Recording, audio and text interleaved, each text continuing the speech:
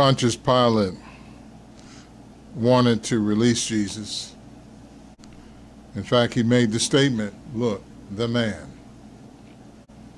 One of the elements of false religion is exalting people who are not the man. They exalt an imperfect human to unquestioned authority. That's why we know Islam is false religion, because it does that very thing. Any religion that confesses Jesus as the man, as the example for all of us, as who we follow, that is true religion.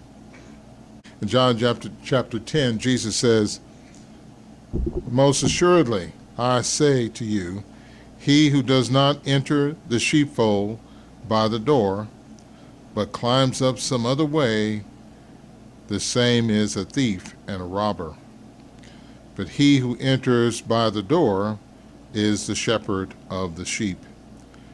To him the doorkeeper opens, and the sheep hear his voice, and he calls his own sheep by name and leads them out. And when he brings out his own sheep, he goes before them, and the sheep follow him, for they know his voice.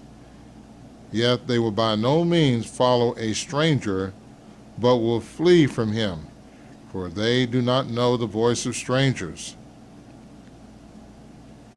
The fake shepherds, their concern is about material gain, their own personal wealth, and how they can fleece the flock.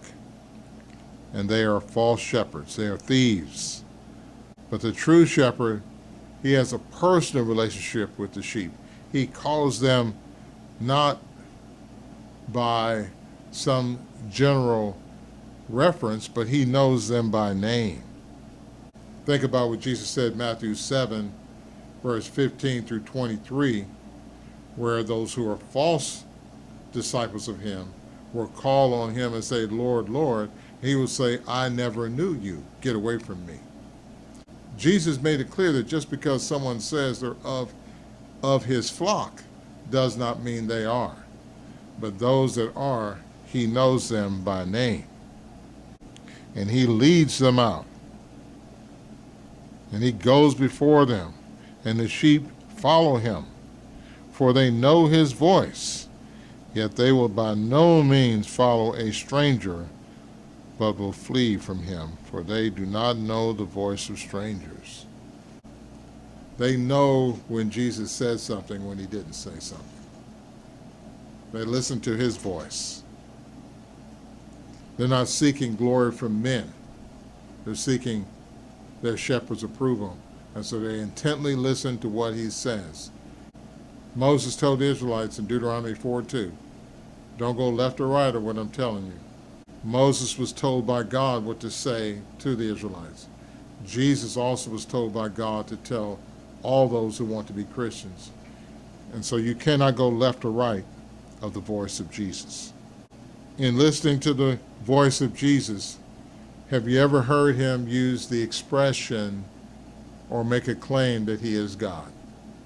You ever heard that from Jesus?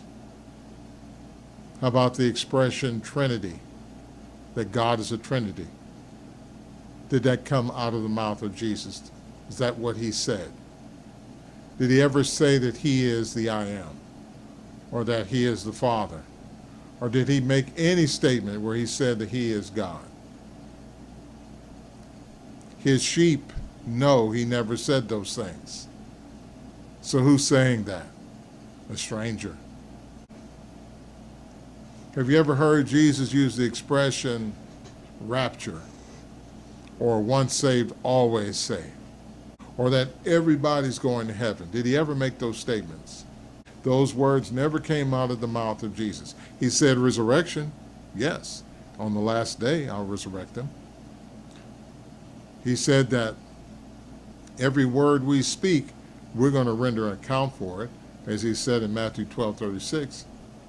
So if every word we speak we're going to render account for, then what about what we do?